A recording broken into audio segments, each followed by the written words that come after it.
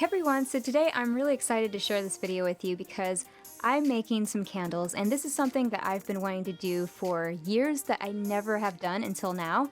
And I really enjoy the process of making candles and also choosing the different scent that I want to use. This DIY is also very easy, and as soon as you learn how to make candles, you're going to want to make them all the time. I know I'm going to do this because I love making a batch of them. So getting started, the first thing you'll want to do is weigh your soy wax. And this video is actually sponsored by Candle Science, and I'm really grateful to be working with them on this video. So to weigh my wax, I'm going to use this digital scale. Then I'm going to place the pouring pitcher on top and zero out the scale. And I'm doing this to subtract the weight of the pitcher.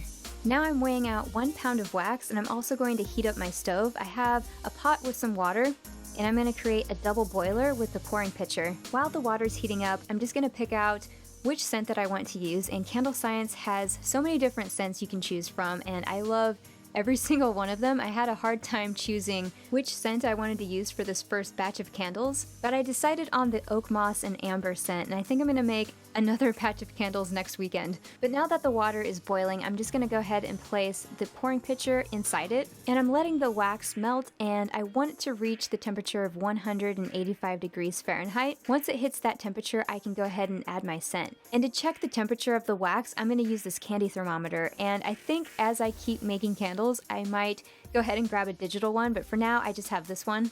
But now that the wax is hot enough, I'm going to go ahead and add the scent, and then remove the pouring pitcher from that pot of water and stir the mixture for 2 minutes. This is recommended by Candle Science because this will allow to get the most out of your scent for your candles. Now I'm going to go ahead and get my containers ready because I want the wax to cool down to 135 before I pour it. So I'm just going to grab a wick sticker and also a wick, and I'm going to stick the sticky side to the bottom of that wick, and then I'm going to go ahead and pull off the paper.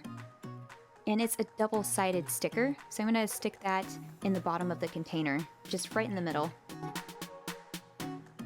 And I really like the containers that Candle Science has. They have a few different containers and also lids that you can use. So this is the container that I'm actually using, and here's another one that they have, and I am a fan of all of them. But now that the wax is cooled, I'm going to go ahead and pour it, and it's actually made 3 of these smaller container candles, and I just want the wick to also be straightened in place, and I used a pencil to secure the wicks while the wax cools overnight. And the next morning, this is what my candles look like, and I'm so excited about this because I've actually been wanting to make my own candles for a while now.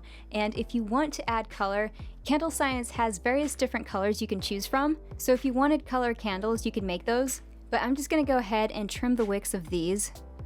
Also, if you're wanting to gift these items or possibly sell them yourself, Candle Science has these warning labels that you could stick on the bottom of the candles.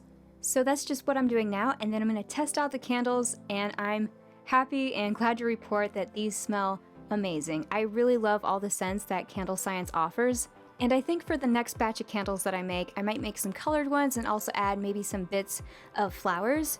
But I really enjoyed this process of making my own candles, and I found it actually pretty therapeutic to just craft for a night, and it was just super cozy. So I hope you enjoyed this video, and I'll see you guys on the next one. Bye!